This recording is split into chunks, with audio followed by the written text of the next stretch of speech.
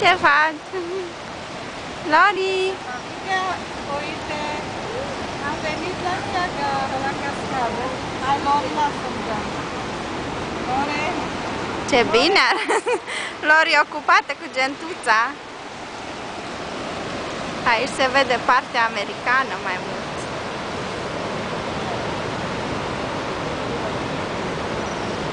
Cascada Niagara.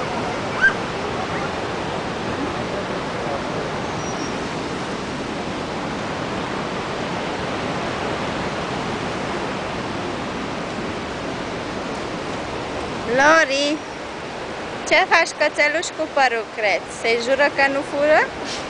Și te-am prins cu mâna în geantă? Lori!